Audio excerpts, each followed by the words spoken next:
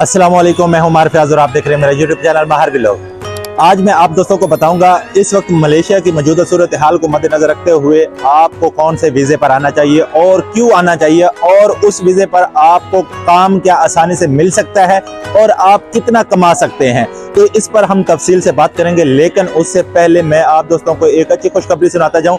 खुशखबरी ये है जनाब के 10 मई को मेरे चैनल की हैप्पी एनिवर्सरी है, तो उसके लिए मैंने एक कुरअंदाजी करनी है। तो इसी वीडियो के कमेंट्स बॉक्स में आपने जनाब एक कमेंट्स करना है, और अगर आप पहली बार मेरी वीडियो को देख रहे हैं तो आपने मेरे चैनल को सब्सक्राइब करके इसी वीडियो को लाइक कर देना है, और आपने एक ही कमेंट्स करना है। जितने भी मेरे सब्सक्राइबर मुझे कमेंट्स करेंगे मैं उन तमाम दोस्तों के नाम एक बॉक्स में डालूंगा, और वहां से हम एक बंदे का नाम लेंगे जनाब। जो भी विनर होगा उसको उतने ही पैसे दिए जाएंगे जितने उस दिन मेरे सब्सक्राइबर होंगे। अगर मेरे 20,000 सब्सक्राइबर हो जाते हैं तो 20,000 मिलेगा, अगर 10,000 सब्सक्राइबर हो जाते हैं तो 10,000 मिलेगा जनाब। तो इसी तरह आपने इसी वीडियो को लाइक कर देना है, चैनल को सब्सक्राइब कर देना है, और सिर्फ एक ही कमेंट्स करना है। तो अब आते हैं हम अपने मेन टॉपिक की जानब। तो पाकिस्तान में सिर्फ 2 तरह के वीजे आप लोगों को मिल रहे हैं। सबसे पहले आपको कंस्ट्रक्शन का वीजा मिल रहा है, और दूसरे नंबर पर सर्विस सेक्टर का वीजा आप लोगों को मिल रहा है। अक्सर लोग सिर्फ यही पूछने के लिए कमेंट्स कर देते हैं और कहते हैं जनाब हमें कौन से वीजे पर आना चाहिए, कंस्ट्रक्शन के वीजे पर आना चाहिए या सर्विस सेक्टर के वीजे पर आना चाहिए। तो यहाँ पर मैं आप दोस्तों को क्लियर करता जाऊँ, अगर आप सर्विस सेक्टर के वीजे पर आते हैं तो आपको काम ढूंढने में थोड़ा सा मसला हो सकता है, लेकिन अगर आप कंस्ट्रक्शन के वीजे पर आते हैं तो आपको काम आसानी से मिल जाता है। क्योंकि कंस्ट्रक्शन के वीजे पर आपको पता है हर जगह पर बिल्डिंगें वगैरह बन रही होती हैं, ये कोई ना कोई रिपेयरिंग का काम आ जाता है या कोई ना कोई ऐसा काम आ जाता है जहां पर आपको काम मिल सकता है। लेकिन अगर आप सर्विस सेक्टर के वीजे पर आ रहे हैं तो आपको पता है जो सर्विस सेक्टर का वीजा होता है उस पर आप जनाब इस तरह जो शॉपिंग मॉल होते हैं उनमें काम कर सकते हैं, या किसी रेस्टोरेंट पर काम कर सकते हैं, किसी होटल पर काम कर सकते हैं। इस तरह की जगहों पर आप काम कर सकते हैं। अगर आप किसी दोस्त को कहते हैं जनाब मेरे लिए कोई काम तलाश करो, तो वो आपको कहेगा जनाब मेरा वहां पर कोई जानने वाला नहीं है। अगर किसी का जानने वाला होता है तो जनाब वो उसके लिए काम तलाश कर लेता है, लेकिन ज्यादातर लोगों के जानने वाले नहीं होते जनाब। आपको पता है किसका जो भी बंदा पाकिस्तान से आ रहा है तो क्या उसका कोई जानने वाला शॉपिंग मॉल में कोई काम कर रहा है? नहीं, ऐसा नहीं है। बहुत कम लोग होते हैं जिनके जानने वाले मलेशिया में होते हैं जो शॉपिंग मॉल में या किसी ऐसी जगह पर काम कर रहे होते हैं, तो वो उनके लिए जनाब काम तलाश करते हैं। लेकिन ज्यादातर के साथ ऐसा होता है क्योंकि वो बहुत पुराने होते हैं जो मलेशिया में होते हैं, तो उनके जो अपने जानने वाले या कोई दोस्त अहबाब होते हैं वो सबसे पहले उनको जनाब तरजीह देते हैं। उनके लिए कोई वैकेंसी आती भी है तो उनको वहां पर लगा देते हैं, लेकिन जो नया बंदा आता है वो बेचारा जलील होता है।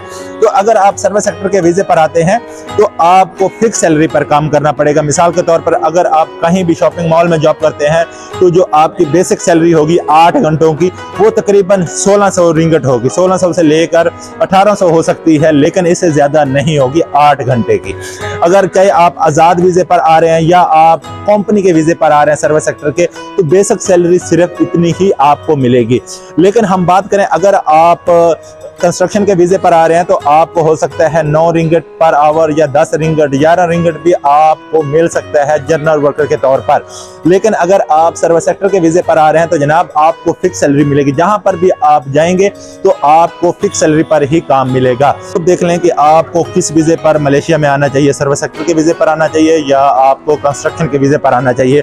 अगर हम प्राइस की बात करें तो इस वक्त जो मौजूदा सूरत हाल चल रही है इसमें जो एजेंट हजरात सर्विस सेक्टर का वीजा सेल कर रहे हैं, आजाद वीजा यानी A to B वीजा, वो 7.5 लाख है सर्विस सेक्टर का। और अगर हम बात करें कंस्ट्रक्शन के वीजे की तो वो भी सेम ही प्राइस है, 7.5 lakh with ticket with medical protector सब कुछ डालकर तकरीबन 7.5 लाख बनते हैं जनाब, सर्विस सेक्टर के भी और कंस्ट्रक्शन के भी। लेकिन मैं आप दोस्तों को क्लियर करता जाऊं जनाब, अगर आप सर्विस सेक्टर के वीजे पर आते हैं तो आपको जॉब ढूंढने में मुश्किल पेश आ सकती है, लेकिन अगर आपका कोई जानने वाला हो तो आपको जॉब मिल भी सकती है। लेकिन अगर आपका कोई जानने वाला नहीं है तो आपको जॉब तलाश करने में बहुत ज़्यादा मुश्किल पेश आ सकती है।